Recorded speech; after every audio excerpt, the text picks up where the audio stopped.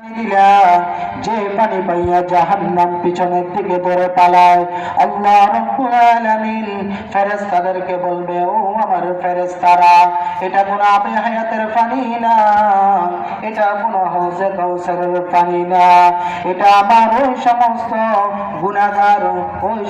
গুনাহগার বান্দাদের পানি, যারা যখন রাত যখন নীরব হয়ে যায়, মানুষগুলো যখন ঘুমের ভিতরে থাকে, আমার কিছু নেককার বান্দা তারা রাত জাগরণ করে তাহাজ্জুদের নামাজ পড়ে, তাহাজ্জুদের নামাজ পড়িয়া তারা আমি আল্লাহকে দেখে নাই, জাহান্নামের আগুনও দেখে নাই, এমন অবস্থা তারা আমি আল্লাহর দরবারে আমার ভয়ে জাহান্নামের ভয়ে কাঁদতে শুরু করলো। ওই কান্দার চোখের পানি আমি আল্লাহ রাব্বুল আলামিন পিতা যেতে দিই নাই, ওই পানিগুলো আমি আল্লাহ সুরক্ষিতভাবে রেখে দিয়েছি।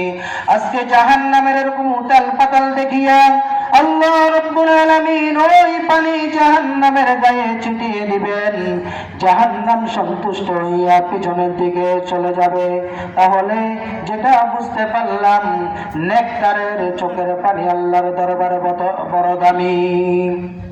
সুতরাং আমাদেরকে খেয়াল রাখতে হবে, হায়াত পেয়েছি, হায়াতটা আল্লাহর আইন অনুযায়ী, রাসূলের তরিকা অনুযায়ী আমরা খরচ করতে হবে।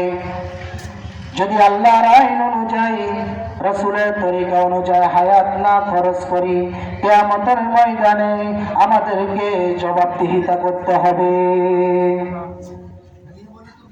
আল্লাহ পাক রব্বুল আলামিন সুতরাং আমাদেরকে দুনিয়াতে পাঠাইছেন তার ইবাদত করার জন্য।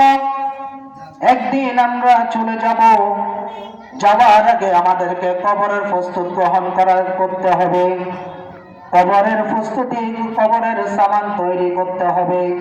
যদি নেক আমল করি তাহলে আমাদের নেকের পাল্লা ভারী হবে, আর যদি নেক আমল থেকে দূরে সরে যাই তাহলে আমাদের বদ আমলের পাল্লা ভারী হয়ে যাবে। বদ আমলের পাল্লা ভারী হলে জাহান্নাম, আর নেক আমলের পাল্লা ভারী হলে জান্নাত। আল্লাহ পাক রব্বুল আলামিন আমাদেরকে যে আলোচনা অল্প সময়ের ভিতরে করেছি, এই অনুযায়ী আমাদের সবাইকে, সর্বপ্রথম আমাকে এবং আপনাদের সবাইকে আমল করার তৌফিক দান করুক, সবাই বলেন আমিন। এবং হায়াতের জিন্দেগিটা যেন আল্লাহ পাক রব্বুল আলামিনের বন্দেগীতে কাটাইতে পারি। আসসালামু আলাইকুম ওয়া রাহমাতুল্লাহি ওয়া বারাকাতুহু।